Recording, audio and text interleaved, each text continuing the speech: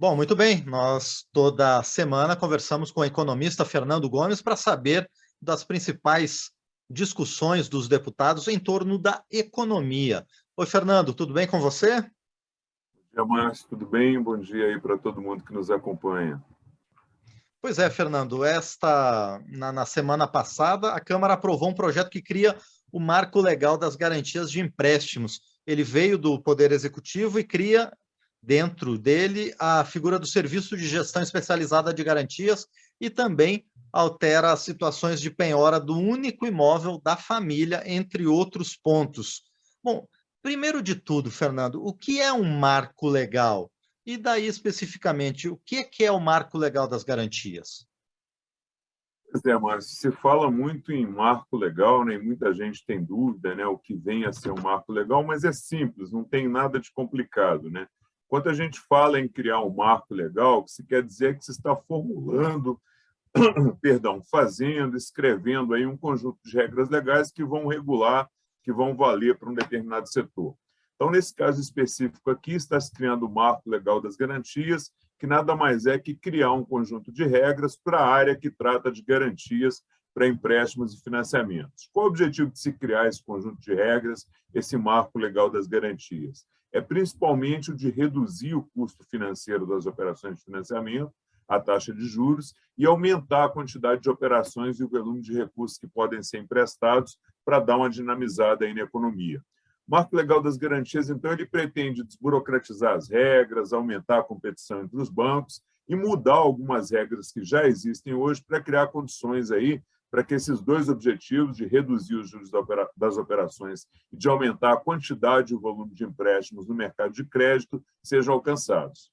Agora, Fernando, como é que esse novo marco legal vai fazer isso? Quais são as mudanças que ele traz na prática para reduzir os juros para quem vai pegar empréstimos e também, como você falou, para aumentar a quantidade de recursos emprestados? Vamos lá, Márcio, destrinchar o projeto aqui para que quem nos acompanha possa entender direitinho aí os principais pontos. Antes da gente começar, eu queria só trazer um ponto que eu acho importante para que todo mundo entenda a dinâmica de como é que é formada uma taxa de juros, para depois entender como é que o projeto pode reduzir esses juros. Taxa de juros de qualquer operação, ela é basicamente determinada por três fatores, né? A taxa referencial da economia, a nossa conhecida taxa Selic, o prazo da operação e o risco da operação. Taxa Selic ela serve de referência para outras taxas que são praticadas no mercado, né? Se a Selic está mais alta, as taxas de empréstimos feitas pelos bancos vão ser mais altas. Se a Selic está mais baixa, as taxas vão ser mais baixas também. A outra variável é o prazo do empréstimo de financiamento. Aqui não tem segredo, e a regra é muito simples. Quanto maior o prazo, maior vai ser a taxa de juros. Quem já pegou empréstimo ou consignado em qualquer banco sabe disso, que quanto maior o prazo, quanto maior o número de parcelas que ele tem que pagar, maior é a taxa de juros. E a terceira variável é o risco da operação. Mas aqui a gente não vai falar muito do risco, não. Vamos falar aqui do que diminui o risco das operações e que permite que essas taxas possam ser menores, que são exatamente as garantias, que é sobre o que a gente está conversando aqui. Quando você vai pegar um empréstimo, se você tem uma garantia boa, a taxa de juros que o banco vai te cobrar vai ser menor. Então, quanto melhor a garantia, menor vai ser a taxa de juros. E onde é que entra aí o novo marco de garantias nessa história para reduzir os juros? Basicamente, de duas formas: ampliando o valor das garantias reais em relação às regras que existem hoje e criando, como a gente mencionou no início, as instituições gestoras de garantia, as IGGs, para aumentar a eficiência do setor e também a competição. Como é que funciona hoje? Você vai pegar um empréstimo aí de R$ 20.000, por exemplo, e você tem um imóvel de 100 mil. Você vai ao banco, dá o seu imóvel de 100 mil em garantia e pega o empréstimo de 20 mil. Então, pelas regras atuais, o seu imóvel só pode ser dado em garantia uma única vez para um único banco e garantindo um único empréstimo, mesmo que o valor desse empréstimo ele seja bem menor que o valor da garantia, que é o exemplo que a gente deu. Então, de acordo com o projeto aprovado, o seu imóvel agora ele pode ser dado em garantia mais de uma vez para mais de um banco até o valor total de mercado dele.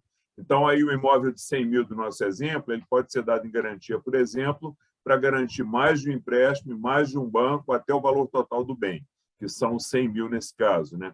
E um detalhe importante, à medida que você vai pagando as parcelas do empréstimo, se abre margem para contratar novos empréstimos, desde que observado aí o limite total da garantia, que são os R$100.000 aí do nosso exemplo. Qual o efeito disso? Como você pode dar o seu bem em garantia agora pelo valor total dele, você vai poder contratar um volume maior de empréstimos e com a taxa de juros mais baixa. Então, essa medida deve colocar mais recursos na economia, porque deve aumentar a quantidade e o volume dos empréstimos. E por que essas taxas de juros vão ser menores? Primeiro, porque agora você vai ter mais recursos para dar como garantia real, avaliados como garantia real. Antes você fazia um empréstimo de 20 mil, dava uma garantia de 100 mil, aí vamos supor que o banco te cobraria uma taxa de juros aí de 10%, porque você deu uma garantia real.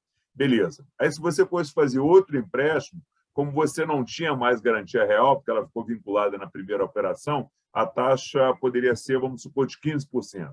Agora você passa a ter todo o seu imóvel, toda a parte do seu imóvel que não foi comprometida, como garantia real. Então, com o projeto aprovado, você pode fazer outros empréstimos, só que não com a taxa de juros de 15%, que é para quem não tem a garantia real, mas sim de 10%, que é a taxa que você obtém quando a sua garantia é real. Agora, Fernando, e essas instituições que vão gerenciar as garantias, como é que elas entram no processo? Elas também podem ajudar a reduzir os juros? Com certeza, Márcio. Essas IGGs elas vão passar a fazer um serviço que hoje é feito pelos bancos, que é a avaliação, a análise do risco, a administração, compartilhamento das garantias. Então, são as IGGs que vão fazer a avaliação do imóvel, aí do nosso exemplo, por exemplo, para ver se ele realmente vale 100 mil. São elas que vão fazer o controle de quantas vezes e para quantos bancos o imóvel pode ser dado em garantia, que é o que a gente chama de compartilhamento da garantia, né? E são elas também que vão executar o imóvel, vender o imóvel e pagar os credores se o tomador do empréstimo não efetuar os pagamentos das parcelas dos empréstimos. Agora, aqui tem um dado importante. O projeto aprovado, ele propõe que esse trabalho a ser feito pelas IGGs é uma alternativa, uma opção para reduzir custos, mas esses serviços ainda vão poder continuar sendo feitos pelos bancos, pelas instituições financeiras, como ocorre hoje. Então, é a instituição financeira que vai decidir se aceita fazer um contrato com a IGG, para que a IGG seja a gestora da garantia, ou se o banco mesmo prefere continuar fazendo esse serviço dentro da sua própria estrutura. E a gente comentou aqui que você pode fazer empréstimos agora em mais de um banco, né, usando a mesma garantia até o valor do limite total dela. Esse é o segundo ponto que também vai levar a uma redução aí dos juros. Como você pode procurar mais de um banco para fazer o seu empréstimo, os bancos vão passar a concorrer entre eles para emprestar para você. E essa concorrência também deve reduzir aí a taxa de juros para os tomadores de empréstimos. E agora, Fernando, um ponto que gerou uma certa polêmica é dar em garantia o único imóvel que as famílias têm para conseguir um empréstimo. O que mudou nessa regra com o projeto, Fernando? Pois é, Márcio. Pelas regras atuais hoje, né, a família não pode perder o seu único imóvel para pagamento de dívidas. Só tem uma exceção aí para essa regra, que é o caso da hipoteca, quando esse imóvel é oferecido como garantia real. Essa é a única exceção em que se pode perder o imóvel, o único imóvel da família. Só que o projeto mudou esse conceito, ele alterou a Lei 8.009 de 1990 e agora ele passa a permitir a penhora e a venda do único imóvel para pagamento de dívidas sempre que ele for dado como garantia real, mesmo quando a dívida for de um terceiro. Então, dando um exemplo aqui, o chefe de uma família deu aí o único imóvel que eles tinham para garantir uma dívida feita por um parente, por exemplo. Ele pode perder o imóvel pelas novas regras. Então, essa blindagem que tinha do único imóvel, ela desaparece agora com o novo projeto. E, Márcio, esqueci de comentar um ponto importante sobre as IGGs, né? Quem é que vai autorizar essas instituições a funcionar? Ou seja, quem vai permitir que uma determinada empresa possa ser cadastrada e possa operar aí como IGG, vai ser o Banco Central do Brasil. E quem vai regulamentar, estabelecer aí as regras de funcionamento desse serviço, vai ser o Conselho Monetário Nacional. Então, o Conselho Monetário Nacional define as regras gerais e o Banco Central autoriza as instituições a funcionarem aí nesse novo nicho de mercado. Lembrando aqui que essa gestão de garantias, como a gente já disse, né, é para avaliar o risco das garantias, registrar os imóveis dados em garantia nos cartórios, avaliar as garantias reais e as pessoais também, e até vender os bens e fazer os pagamentos das dívidas quando houver execução. Esses são os principais pontos, Márcio, mas o projeto ele trata de outras questões importantes, como a isenção do imposto sobre aplicações feitas aqui no Brasil por estrangeiros, a retomada de veículos comprados pelo sistema de leasing que não foram pagos. Então, eu recomendo aqui, quem quer se aprofundar mais nesse projeto, visite aí o site da Câmara, câmara.leg.br, procure pelo número do projeto, PL 488 de 2021, para ter acesso a todas as informações e a toda a documentação do projeto. E, para finalizar, é bom a gente lembrar que o projeto ainda precisa ser aprovado pelo Senado e depois sancionado pelo presidente da República para começar a valer. Muito bem, Fernando. Tudo sobre o marco legal das garantias de empréstimo. A gente agradece mais uma vez a você e espera a sua volta na próxima semana. Um grande abraço.